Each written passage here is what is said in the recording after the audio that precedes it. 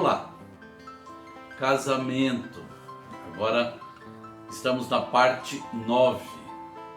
Sou o pastor Almir Marcos Mauruto, pastor da Igreja Batista Adoração e Vida em Santo André. Hoje nossa meditação será sobre o sexo no casamento. Esse também é um tema muito extenso e não vou conseguir de jeito nenhum, e nesse tempo de meditação, falar tudo aquilo que é necessário. Mas nós vamos dividir, vou falar um pouco hoje, um pouco em outras meditações. Bom, vamos ver então as duas funções do sexo. A primeira função do sexo, que é estabelecida por Deus, é que o sexo é para gerar filhos. Gênesis capítulo 1, versículos 27 e 28 diz: Criou Deus o homem à sua imagem, a imagem de Deus o criou, homem e mulher os criou. Deus os abençoou e lhes disse: sejam férteis e multipliquem-se. Essa é a ordem de Deus para o homem e para a mulher, de multiplicação. E a forma de multiplicação que Deus criou e estabeleceu é através do sexo. Então, a primeira função do sexo é para a geração de filhos, a multiplicação. Mas a segunda função do sexo é gerar prazer para o casal. Por que nós sabemos disso? Bom, porque o prazer físico e emocional que o sexo promove é real, existe, é uma verdade.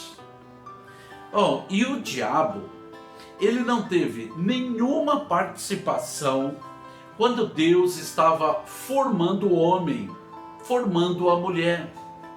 Não há nenhuma participação maligna na formação. Ou seja, o homem foi formado do jeito que ele tinha que ser e a mulher foi formada do jeito que ela tinha que ser. O homem com os hormônios que ele tinha que ter e a mulher com os hormônios que ela tinha que ter. Ou seja, isso é resultado da vontade de Deus.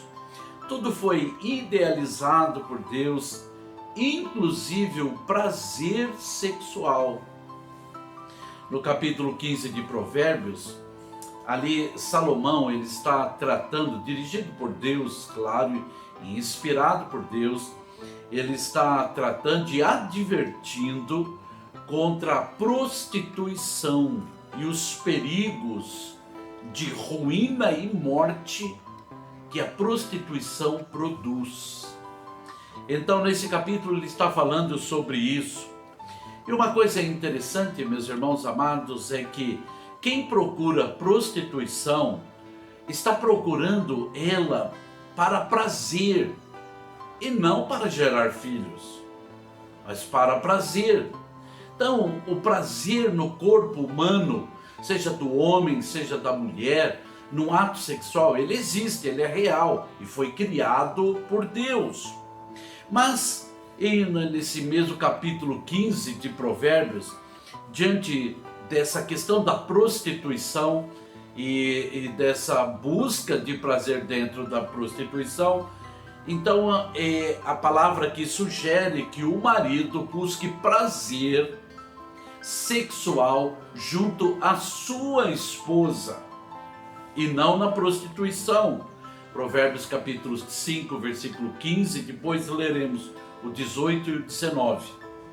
Beba das águas da sua cisterna, das águas que brotam do seu próprio poço. Seja bendita a sua fonte. Alegre-se com a esposa da sua juventude. Gazela amorosa, corça graciosa, que os seios de sua esposa sempre o fartem de prazer e sempre o embriaguem com carinhos dela. Glória a Deus. Está aqui a palavra de Deus recomendando ao homem que busque o prazer não no sexo da prostituição, mas sim busca prazer no sexo matrimonial. O marido busque prazer junto à sua esposa. E é só a mulher que tem que promover prazer para o seu esposo? Não, não é assim, bem assim. O apóstolo Paulo, também inspirado pelo Espírito Santo de Deus, ele tratou desse assunto. 1 Coríntios capítulo 7, dos versículos 1 a 5 diz: quanto aos assuntos sobre os quais vocês escreveram, é bom que o homem não toque em mulher, mas por causa da imoralidade, cada um deve ter sua esposa e cada mulher o seu próprio marido. O marido deve cumprir os seus deveres conjugais para com a sua mulher, e da mesma forma a mulher para com o seu marido. A mulher não tem autoridade sobre o seu próprio corpo, mas sim o marido. Da mesma forma, o marido não tem autoridade sobre o seu próprio corpo, mas sim a mulher. Não se recusem um ao outro, exceto por mútuo consentimento e durante certo tempo, para se dedicarem à oração. Depois, unam-se de novo, para que Satanás não os tente por não terem domínio próprio. Bom, nesse capítulo, o apóstolo Paulo está, então, também tratando sobre o assunto de prostituição, né? E também do assunto de sexo no casamento. E é muito importante aqui lembrar que, ou salientar, que o marido, ele deve cumprir os seus deveres conjugais para com a sua esposa, né? E a esposa, da mesma forma, deve cumprir os deveres, ou seja, o sexo é um dever dentro do casamento. Mas antes de ser dever, o sexo ele precisa ser um prazer para o casal, não apenas para procriar, mas para que haja prazer para o casal. É uma relação de amor que nela existe também o sexo. Então, olha só, ele diz aqui nessa passagem que a mulher não tem poder sobre o seu próprio corpo, mas é o marido que tem. E o marido não tem poder sobre o seu próprio corpo, mas a mulher é que tem. O que o apóstolo Paulo está querendo dizer com isso? O que o apóstolo Paulo está querendo dizer é o seguinte: é o marido que vai proporcionar o prazer sexual para a sua esposa. E é a esposa que vai proporcionar o prazer sexual para o seu marido. Se ele busca prazer por si só, misericórdia, e nós vemos aqui que a masturbação, ela não é recomendada por Deus, nem para o homem, nem para a mulher. E por que isso? Porque o marido não tem autoridade sobre si mesmo nessa questão do prazer sexual. Quem vai promover esse prazer sexual para o marido é a sua esposa. Ela tem o dever disso. E quem vai promover o prazer sexual da esposa é o marido. Então, no relacionamento sexual de amor dentro do casamento proposto por Deus, é onde há uma entrega, onde o marido ele vai proporcionar esse prazer para a esposa. Ele não está pensando somente nele, e a esposa, ela não está pensando somente nela, ela tem o dever de proporcionar o prazer para o seu marido, em nome do Senhor Jesus Cristo. E olha só, meus irmãos amados, que interessante, ele diz aqui: não se recusem um ao outro. Ou seja, uma coisa muito importante: quando o marido recusa sexo com a sua esposa, ou a sua esposa recusa o sexo com o seu marido, eles estão entregando um ao outro nas mãos de Satanás para ser tentado. É por isso que a prostituição está aí. A prostituição ganha dinheiro, mas há demônios no meio da prostituição. E aquilo que o marido não encontra da sua mulher, ele pode ser tentado a estar buscando em outra mulher. E assim, a mulher da mesma forma. Mas isso não é o que Deus está querendo. Por isso, a recomendação, não se recusem um ao outro. Sabe, eu não estou dizendo que isso tem que ser feito toda hora, todo dia. Não, eu quero falar mais sobre esse assunto. Mas quando um se nega ao outro, misericórdia. Eu lembro de uma irmã que conversou com a minha esposa e ela disse que ela estava num propósito de jejum e ela iria fazer jejum por uns 30 dias. Então ela disse para minha esposa, eu estou fazendo jejum de carne.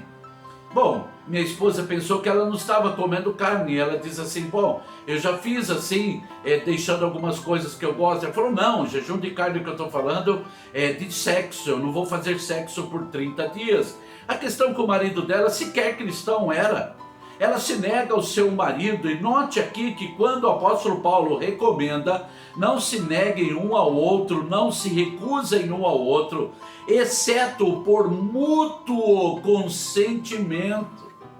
Haverá uma comunicação entre o marido e a esposa, olha, vamos nos abster de sexo por X dias, porque vamos nos aplicar a oração. Mas depois ele diz, depois unam-se de novo. Ou seja, a prática sexual dentro do casamento que vai gerar prazer para o marido e vai gerar prazer para a esposa também, vai gerar a bênção de Deus sobre esse relacionamento, em nome de Jesus Cristo. Muitas pessoas pensam que o sexo é uma coisa suja. Não, dentro do casamento, para o marido e para a esposa, é algo abençoado por Deus, criado por Deus, em nome do Senhor Jesus Cristo. Sabe, se o prazer sexual fosse pecado, meus irmãos, então Deus não ia permitir que o livro de Cantares de Salomão fizesse parte do livro sagrado da Bíblia. E se você ver ali esse livro, se você ler esse livro, há uma relação espiritual desse livro, mas há uma relação também do marido com a sua esposa. Ele está elogiando a sua esposa, ele está falando dos seios da sua esposa, do corpo da sua esposa. Meu irmão e minha irmã, saiba que o sexo foi inventado por Deus para a procriação, mas também para gerar prazer, em nome do Senhor Jesus Cristo, que é uma área que Satanás tem trabalhado muito. Sabe, há muitas tentações por aí. O homem, ele é tentado pela visão, a mulher é tentada pelas palavras, e muitas vezes nós vemos aí os adultérios acontecendo, e muitas vezes está onde? Ligado ao quê? Ligado à insatisfação sexual que está dentro de casa. Bom, isso não justifica o pecado, isso é uma verdade. Mas sabe, meus irmãos amados, aquele que se nega ao outro, ele está pecando tanto quanto o outro, se o outro adulterar. Por isso, é algo de Deus. Sexo é algo de Deus. Nós precisamos olhar para o sexo como algo de Deus, Eu quero, na próxima meditação, falar um pouco mais sobre a questão sexual. E nós vamos deixar bem separado o que o mundo diz sobre o sexo e o que Deus fala sobre o sexo, em nome do nosso Senhor Jesus Cristo. Então, eu desejo que o casal venha ter uma vida sexual abençoada. No seu particular, no seu íntimo, venha ser uma vida abençoada, em nome do Senhor Jesus Cristo. E vamos tratar de maneira séria aquilo que Deus fez em nome de Jesus Cristo. Vamos orar?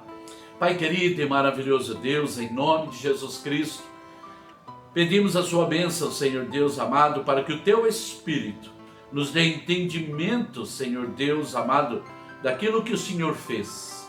Pai amado, sabemos pela tua palavra que o sexo não é algo sujo ou pecaminoso, Senhor Deus amado, quando dentro dos seus padrões, Senhor Deus amado, quando, Senhor Deus amado, realizado pelo marido e pela esposa legitimamente casado.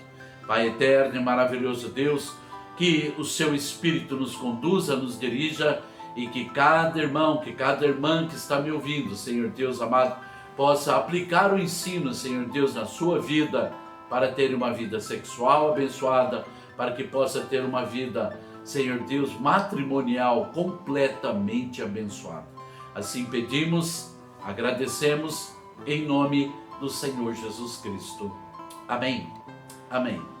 Na próxima meditação, vamos falar mais sobre isso. Amém? Que Deus abençoe grandemente a sua casa, a sua família, a sua vida, o seu coração, o seu trabalho, as suas finanças, em nome do Senhor Jesus Cristo. Da minha parte, um grande abraço a você. Amém?